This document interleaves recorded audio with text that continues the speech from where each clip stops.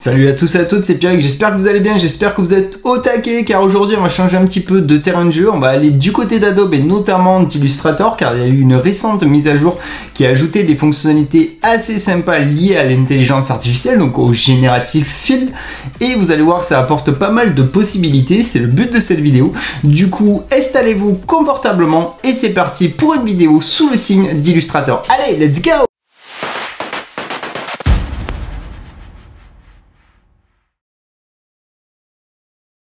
Allez, on commence en douceur en allant découvrir ce que nous apporte la dernière mise à jour d'Illustrator. Donc là, je parle vraiment de la version publique, je parle pas de la version bêta. Donc on a déjà une nouvelle fonctionnalité qui est le Generative Shape Fill. On avait déjà le Generative Fill qui est toujours en bêta.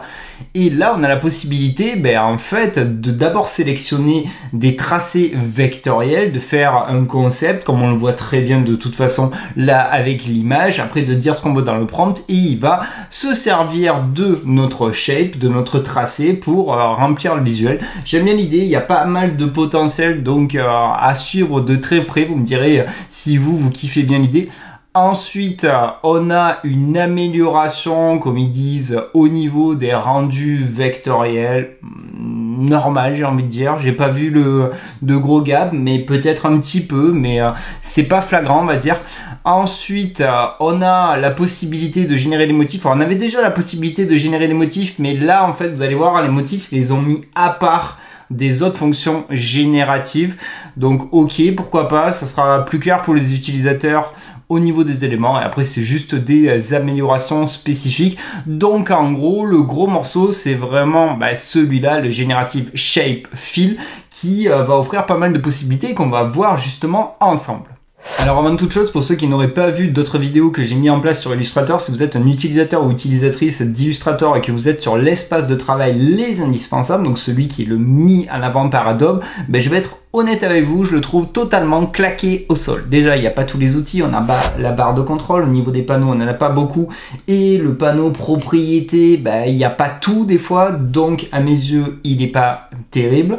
Donc si vous voulez vraiment profiter d'Illustrator, allez plutôt sur les indispensables classiques, où là, ça me parle, ok, j'ai tous les outils, j'ai la barre de contrôle, j'ai pas mal de panneaux, on est pas mal. Après, c'est de l'UX, moi je vous dis mon propre avis, et de toute façon, après, la meilleure solution, c'est de créer son propre espace de travail. Voilà, j'ai mis les miens où je me suis rajouté moi des trucs à gauche par-ci par-là que je peux avoir besoin. Maintenant qu'on a les bases, c'est important, on va pouvoir commencer. Donc première étape, vérifiez bien que vous avez la barre des tâches contextuelles, l'équivalent de ce que vous avez dans Photoshop justement, qui ne font que améliorer, qui fait que des raccourcis à certaines fonctionnalités, car c'est l'une des façons qui va nous permettre d'utiliser l'IA. Si vous la voyez pas, comme d'hab, comme Photoshop, je vais dans Fenêtre et je vérifie que barre des tâches contextuelles est cochée, et après maintenant, elle sera là et au moins là, on va pouvoir commencer concrètement à regarder ce qu'ils ont sorti avec le Generative Shape Fill.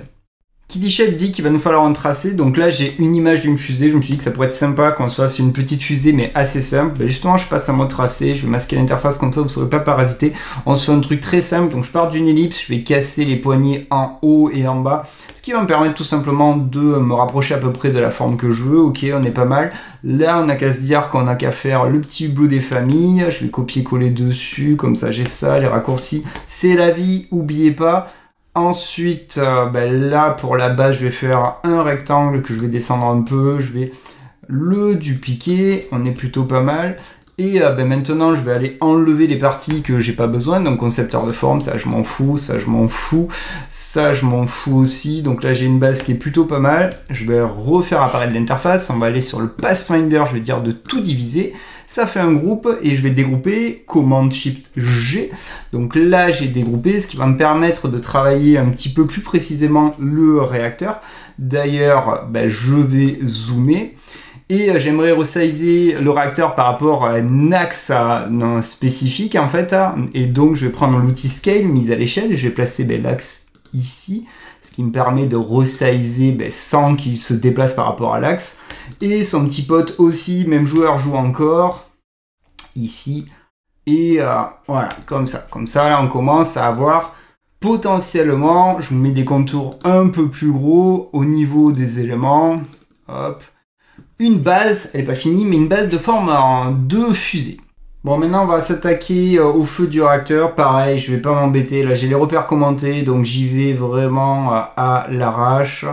Hop, hop, hop, hop. Et ça revient là. Je revais au milieu. J'arrive à là. Donc du coup, j'ai une base.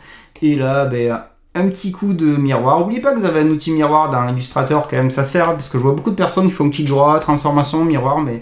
L'outil miroir, il est en soi assez cool en fait.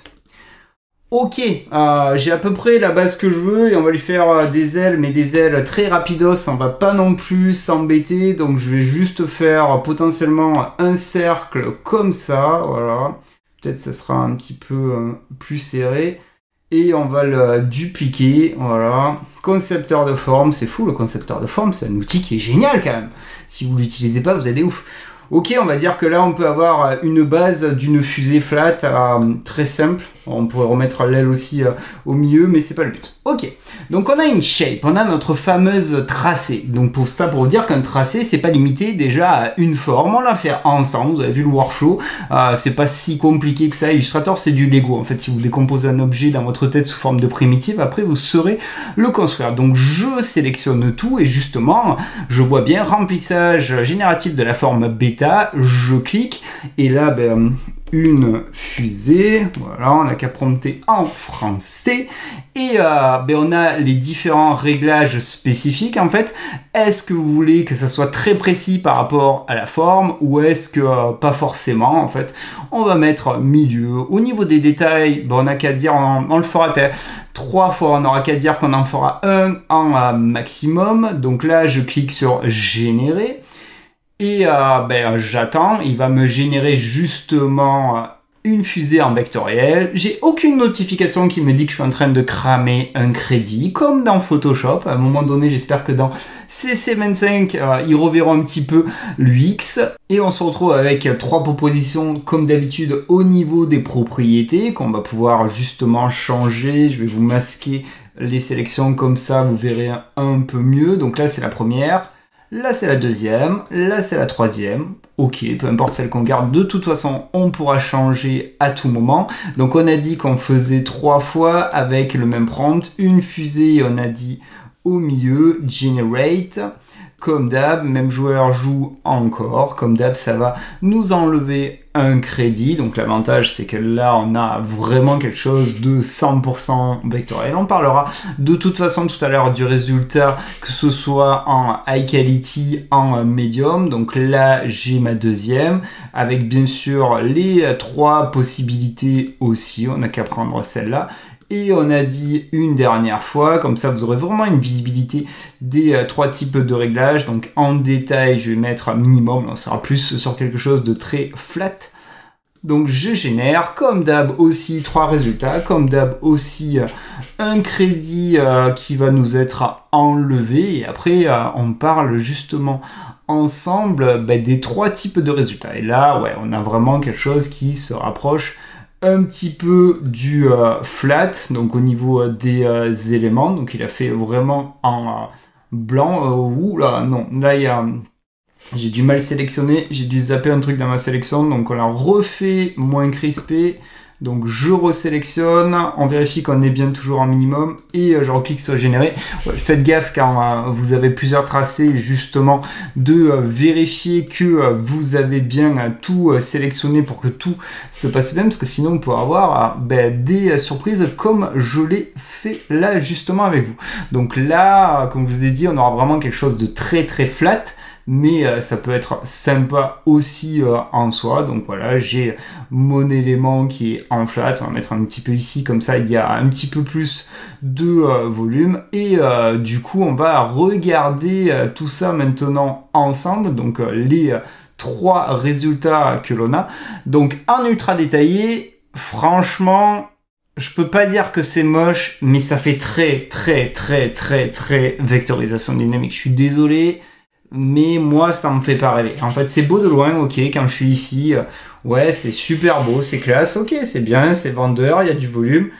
Mais franchement, quelqu'un qui connaît Illustrator, il voit de suite que c'est cramé, ça fait de la vectodynamique. Donc je suis pas encore fan de l'algo quand on met beaucoup de détails. Ça a trop ce cachet de vectodynamique que j'ai jamais été fan. Après, il y a des tricks avec la vectodynamique, mais c'est pas le but de la vidéo. En rendu normal, ok, on commence à avoir un truc qui peut être sympa, mais c'est pas super propre encore, hein, quand on regarde. Il y a quand même des petits trucs qu'il faudrait nettoyer. Et après un rendu de toute façon au minimum, on est plus sur du flat. Donc c'est une fonctionnalité qui a quand même énormément de potentiel. Moi j'aime beaucoup justement la donne. Après il y a d'autres choses qui sont aussi faisables que l'on va voir ensemble, parce qu'il y a quand même des réglages spécifiques. Donc quand vous cliquez et quand vous disiez remplissage génératif de la forme, ici vous avez des pictos, dont le premier on l'a déjà utilisé. Ensuite, ici, vous avez la possibilité justement de dire une ressource stylistique, en fait, un rendu du CRF, en fait, tout simplement. Et donc, on peut choisir une référence. Et ce qui est cool, c'est que vous pouvez choisir une référence qui est aussi une image faite de pixels. N'oubliez pas que ça, c'est pas du vecteur, c'est du pixel, c'est une image. Et donc, quand je clique, je la mets en référence. Et du coup, là, au niveau des réglages, on va plutôt aller taper sur du milieu. Ça me paraît plutôt pas mal. Et quand je vais cliquer sur générer, là, je vais forcer justement l'IA de Generative Shape Fill en plus de me faire une fusée, de faire une fusée qui va essayer de ressembler dans le style graphique que ça avait au niveau de l'image. Donc quand on regarde, c'est plutôt pas mal, hein, franchement. C'est même un petit peu plus propre en rendu. Quand on regarde celle-là, elle me fait moins rêver. Et celle-là est très sympa. Donc là, voilà, là on aurait vu la nouveauté de Generative Shape Fill. Vous avez vu, il y a du potentiel. C'est encore en bêta, mais le jour, je pense, où ça sera plus en bêta, peut-être pour CC25, et ça nous sortira des résultats un peu de ce type-là, mais en propre, en qualitatif. Là, par contre, on pourra dire que c'est vraiment le feu. Déjà, dites-moi vous ce que vous en pensez dans les commentaires. Est-ce que déjà vous utilisez le Generative Fill avant? Est-ce que maintenant vous allez l'utiliser maintenant qu'on peut faire des tracés? Moi, je trouve que c'est une fonctionnalité qui est hyper intéressante parce que même avec des tracés très simples, ça arrive à les analyser, ça nous arrive à donner du volume et du sens à nos créas et ça permet d'optimiser grandement le workflow. À noter aussi quand même que dans le Generative Shape Fill, vous avez comme dans le générateur de vecteurs simple aussi la possibilité d'avoir accès à des effets en fait. Donc il n'y en a pas 50 000, mais au moins ça vous permettra de styliser, de combiner avec le style ref. C'est des choses qui peuvent être intéressantes si vous souhaitez utiliser les fonctions génératives dans Illustrator. Et là on va passer à l'autre partie, la partie des motifs, parce que avant, si vous étiez un utilisateur d'Illustrator, dans les fonctions génératives, on avait scène, sujet, icons et on avait pattern, motif. En fait, maintenant, ils les ont mis à part. Donc, pourquoi? Je sais pas. Peut-être pour simplifier un petit peu. Donc là, j'ai le panneau. Le panneau s'appelle générer des motifs. Vous pourrez le retrouver dans fenêtre. On va rester sur le même thème des planètes. Je veux dire, allez, on va le faire en français aussi. Si vous faites en anglais, vous avez une aide à titre indicatif. Si on regarde, si je tape star, il va m'aider. Donc, prévoyez plutôt favoriser l'anglais, mais là on va faire des étoiles avec planète et je vais dire flat. Ok, donc là j'ai mon prompt. Ici, alors il y a plusieurs choses qui peuvent être intéressantes. Ici, on peut choisir la gamme de type de couleurs que l'on veut, du noir et blanc, des saturés. On va dire que l'on veut des couleurs vives, nous. Ensuite, ici, on peut limiter un nombre de couleurs. Ça, c'est super intéressant comme fonctionnalité pour ceux qui feraient, par exemple, de la sérigraphie qui serait limitée, je sais pas, à 5 couleurs, par exemple. Donc ça, j'aime beaucoup l'idée. Et en plus de ça, pour ceux qui ont un branding spécifique aussi, j'aime beaucoup l'idée. On a la possibilité d'aller nous-mêmes à lui dire les couleurs qu'il doit utiliser dans la création et conception du motif. Donc là, franchement, les trois trucs, ils sont cool. En fait, ça répond à des besoins des utilisateurs. Donc là, je valide grandement. Ensuite, ici, on a trois types d'éléments, on va dire les design plans. On n'est pas obligé de sélectionner. D'ailleurs, je vais en prendre aucun et je clique sur générer et ça crée vraiment un pattern, un motif en fait. Donc c'est en train de générer, c'est en train de me cramer un crédit, ça me le dit toujours pas. Faut s'y habituer. À un moment donné, il faut quand même en être conscient. de se dire ok, je suis obligé d'aller dans mon compte Adobe pour savoir combien il me reste de crédit en soi. Donc là, il m'a fait 3 propositions. Donc si par exemple je fais un élément et que je clique directement dedans, je me retrouve avec le motif. Ok, le premier, le deuxième, ok, et le troisième, ok.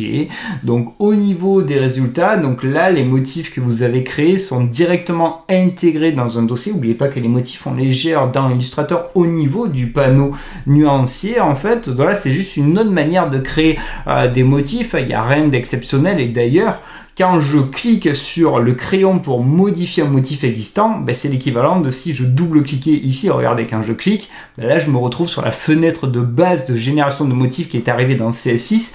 Donc c'est pas tout jeune, mais au moins j'aurai la possibilité d'aller pimper le motif. C'est ici je veux qu'il y ait du bleu, je mets mon bleu et je peux totalement remodifier, adapter, faire tout ce que je veux au niveau des réglages spécifiques.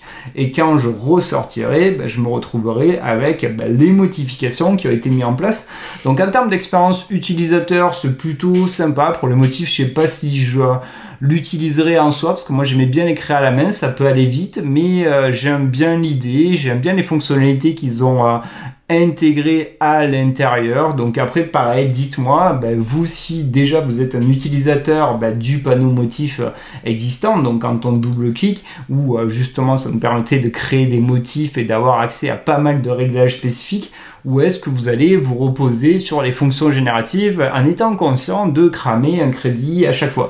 C'est vraiment important, il va falloir, comme je vous ai dit dans plusieurs vidéos, il va falloir s'éduquer au fur et à mesure des années qui vont arriver, parce qu'on va avoir de plus en plus de fonctions génératives qui vont arriver, donc le choix du parcours utilisateur à mes yeux sera vraiment primordial pour optimiser vraiment la façon dont on va travailler. Bon mais les amis, on arrive déjà à la fin de cette vidéo qui présentait donc les nouveautés qui sont sorties dans la version publique d'Illustrator, donc avec justement le génératif Shape Fill et aussi des changements spécifiques et des améliorations. On a vu quand même que les améliorations en termes de rendu c'était très subtil, que ça arrivait souvent à faire des rendus qui faisaient très vectorodynamiques, mais combiné avec du style ref, on arrive à avoir des résultats qui sont très sympas et exploitables. Dans tous les cas, il y a du potentiel. Le génératif Shape Fill, moi j'aime beaucoup l'idée, ça nous permet d'aller beaucoup plus vite quand ça sortira plus de la bêta, et donc ça nous laisse présager potentiellement que du bon pour CC25. Je trouve que sur ces dernières années ça rigole zéro avec Illustrator. On a quand même eu Maquette Beta qui est une dinguerie totale, on a Retype Beta qui est une dinguerie aussi totale, on a la nouvelle 3D qu'ils avaient rajouté il y a quelques années qui est très sympa. Donc là sur ces dernières années, Illustrator il y a vraiment eu de très bonnes fonctionnalités. Je pense qu'en 2025, pour CC 2025, on risque d'être gâté. Dans tous les cas, si vous avez bien kiffé la vidéo, faites-moi exploser tous les likes. Vous connaissez la rengaine. Si vous souhaitez louper aucune autre des prochaines vidéos pour toujours être à jour des news tech, IA et design, c'est pas compliqué, la petite cloche des familles. Et si vous voulez soutenir tout le taf que je mets en place, ça demande du temps, de l'investissement. C'est vous les amis qui ferez que la chaîne vivra ou pas. C'est pas moi, c'est pas compliqué non plus et c'est gratuit en plus. Vous abonner. Allez les amis, moi je vous dis prenez bien soin de vous et à bientôt pour de nouvelles aventures. Allez, salut, ciao, ciao. Los bandoleros à vie. Los bandoleros à vie.